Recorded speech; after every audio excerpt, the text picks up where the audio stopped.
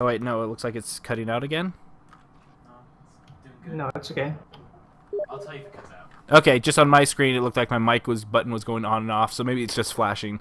That being the case, I will hit the record button. So I uploaded the entire 3.5-hour chunk, and I do have a hyperlink on that page. So if you visit my YouTube channel, it's the most recent one, and so I apologize. I will be locally recording it, so we shouldn't have this issue in the future. That being said, let's have some fun. Good games, let's do it. Right, good luck.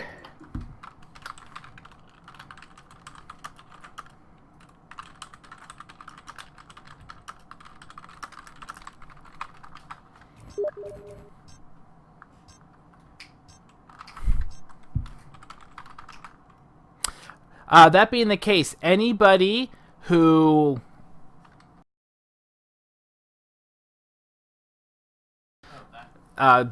anyone in Twitch land out there, if anyone's familiar with Twitch, does anybody know of an overlay I can have to highlight my cursor that matches my cursor in game regardless of where the cursor is outside of the game? For instance, I have had people, I know that the red cursor, I point to things in the game with my cursor, and it's really, really hard to see. Even I know that, and I have a big old freaking TV that I'm looking at right now. So if anyone in Twitch land knows about some sort of a program like an overlay that would actually sync up with the mouse that I have on screen. So for instance, like if I alt-tab between things, it won't desync the mouse cursor or anything like that. Because this red cursor here, it's really hard to see, especially when you're moving around and things like that. If not, no worries. It is something I will be looking at before Thursday's stream, if possible.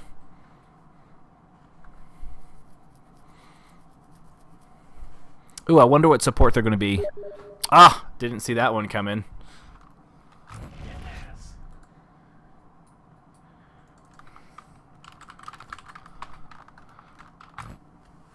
No worries, Dad. That works.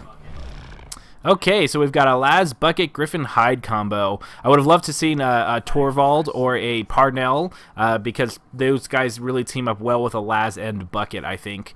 So Griffin doesn't have a way to defend himself, so he's really going to have to start relying on those turrets that Bucket starts laying down. Sorry, I thought you were trying to get my attention. That being the case, I am trying to work on my talking, if slowing down, trying not to say uhs, and like too much. So in chat, feel free to keep on tagging me and yell at me when I start doing that. Okay, so it looks like we've got a good start. Already eating a corpse, so if you're going to be sneaking, I don't really recommend eating a corpse because a hunter will know that you went in that general direction. That being said, let's see where she goes. And then she meaning the Wraith, not she being Striker, because I don't think Striker is a girl. Okay, some nice tasty treats out here. Looks like you're going to avoid that mammoth bird because the sloth was a little bit too close. So back over here on the left, there's actually a cave structure. Usually there's a few reavers in there you can probably get if you're trying to be sneaky. So we'll see what happens. Let's see if they notice that corpse over there. So I'm not too sure. So there's footprints.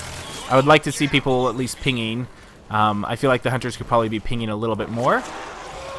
I also like the idea of using Abduct to pull creatures to you. I would love to see Abduct underneath somewhere where the carrion birds. I don't think he's directly underneath an area that would allow for carrion birds to respawn or not. Yeah, so it looks like he's just using Abduct to farm quickly as opposed to be sneaky. So there's a Metal Gear Solid build I have with Wraith, where you take a couple of points into Abduct, you go into a place where there won't be carrion birds, and you keep on bringing corpses to a bush, and you eat them there, and that way there's no corpses on the ground, and no one can really find out where you're up to.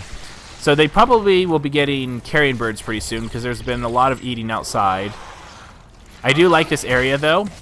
I normally, when I play, I usually like to go through this tunnel, because it gives me to a couple of reavers on the way, as well as this tunnel over here. So there's that Bucket UAV. I wonder if Wraith hears that. No, but they should be able to go ahead and ping where it's going. So now Bucket has to play catch-up. And there's a lot of meat in here. So it might just evolve right here. Yeah. And then he's got full armor as soon as he comes out.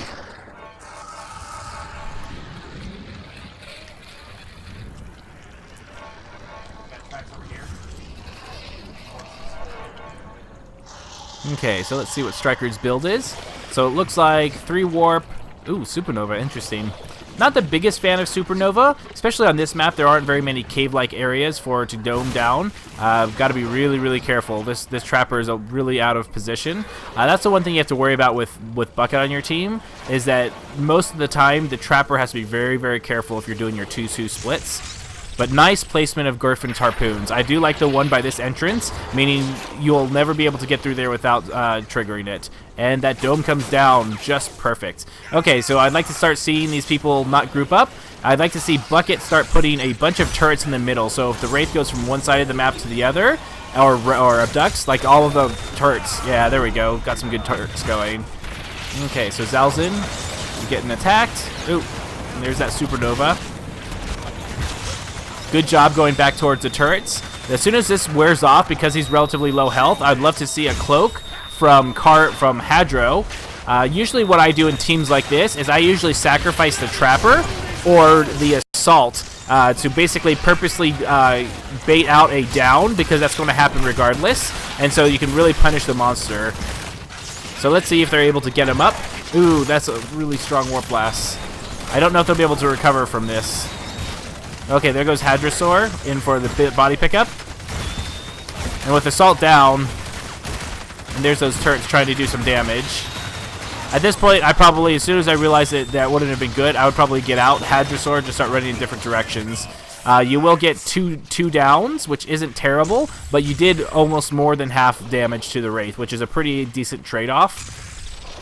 It is going to be a little bit scary, though, because Laz is really, really hard to stay away from a good, solid Wraith.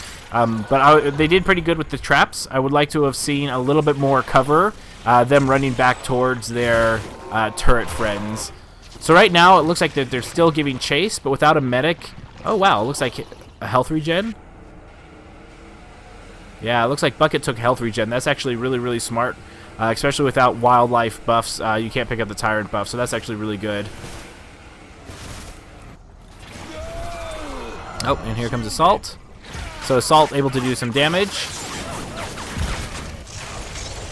Now, if I was Griffin, I probably wouldn't even bother harpooning right now. I would just be, yeah, shooting him with that. Yeah, that's the hard thing. Without a healer, yeah, there's no reason to throw a dome if you're about to get down, just in case.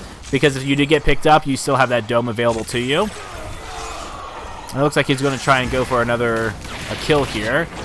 Ooh, and 9 took some extra damage. I don't think he needed to. So there we go, punishing more. Looks like the Assault's going to get a second strike here. I don't feel that was a really good engagement for the Hunters. They did break through the armor. And Bucket's, yeah. So it looks like 30 seconds will be repaired. Did a little bit more damage, but it wasn't worth the extra, half a bar of health for 2 more strikes. So all Bucket has to do now... Oh, is that a disconnect? I'm not sure what happened. Okay, Bucket looks like he's still okay. I'm not sure what happened with Wraith. Oh, okay, so it looks like Wraith did DC. So we'll ask if they want to reset.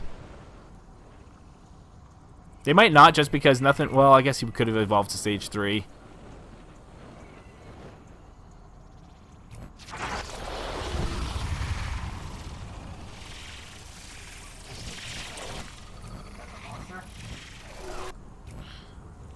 We're falling. Okay. So it's interesting to see what the AI does. So it looks like it's going straight after them. It's going to be interesting because Zalzin's going to get immediately focused by this AI, because that's what AIs do. So they see it on the Griffin spikes, so pretty good Griffin spike coverage. And it looks like it's just going to run away. So we'll see if Wraith is able to get back in here.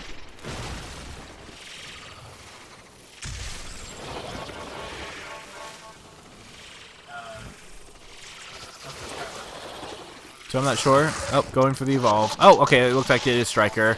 So I'm not sure if Striker jumped in the game knowing, but he was relatively close. So there should be a dome be able to go down. And rightfully so, because right now is a stage 3. Stage 3 Wraith kind of gives up, so they can always fall back to the relay. Interesting. Decoy and Supernova. Oh, there it goes. So Zalzin needs to be really, really, really careful.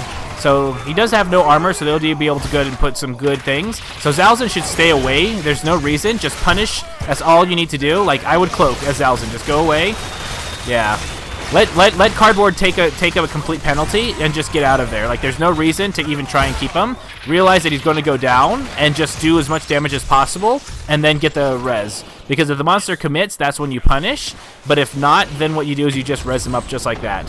So really good job for the hunters. But I felt like Zalzin put himself way too risky.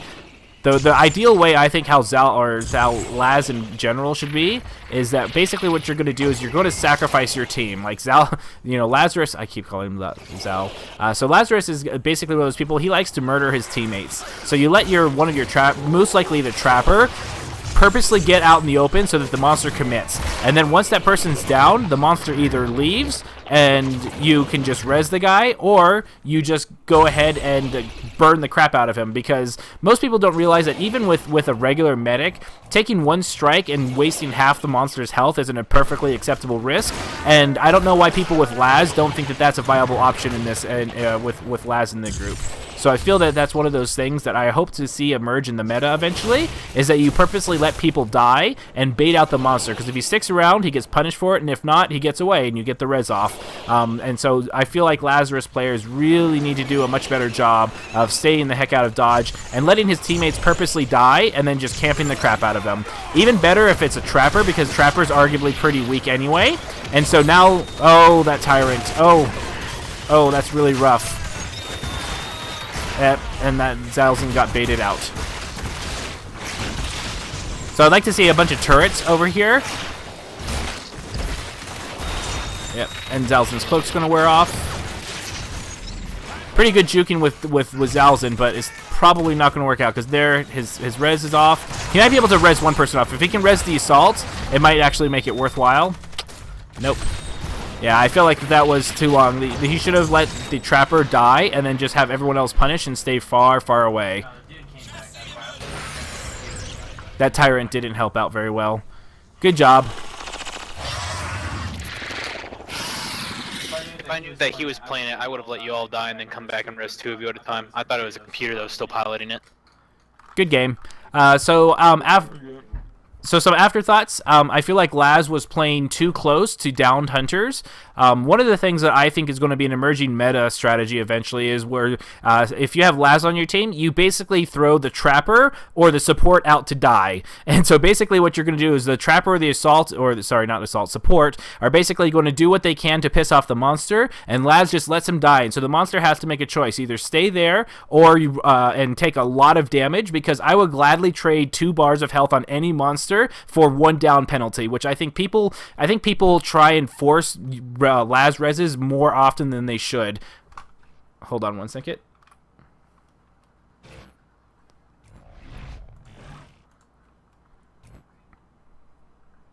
All right, let me wait for everyone to get back. Yeah, I'm just gonna say that was a terrible game from me.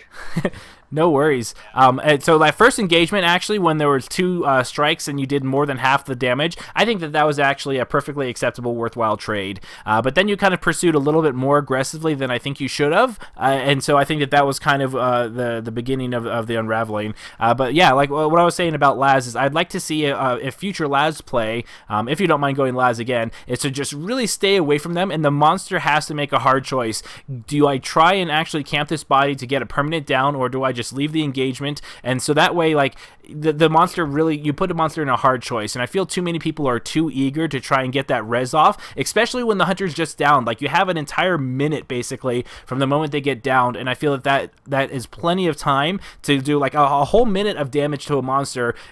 I will totally throw anybody under the bus as Laz to do 1 minute worth of basically pure damage to the monster, because that's just going to totally wreck them, because then you trade in a strike for all that permanent damage, and I think that's really, I'd like to see that's the way that the Laz meta eventually goes.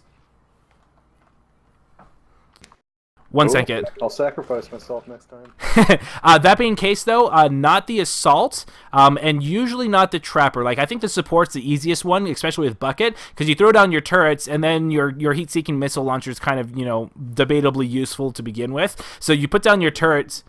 Yeah, exactly. So but that way the dome is still up, and so the trapper's still around. 1 second.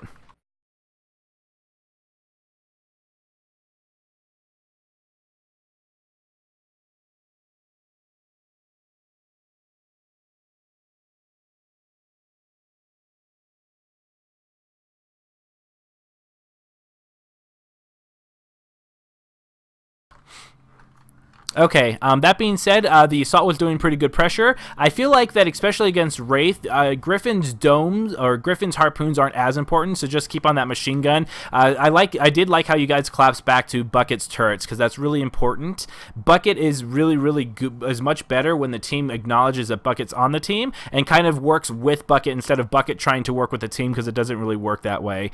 That being the case, Striker, you were doing really good. I did feel bad that you got disconnected in the middle, but you ended up matching it up right afterwards. But great placement for sound sensors, though, for Griffin.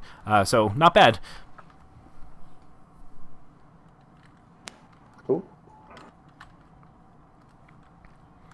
Okay, that being the case, let's go ahead, because we have a limited number of people right now, let's go ahead and let's do the same map with the same people. If you like, you can even do the same team, and just kind of see if you can learn anything else new from that.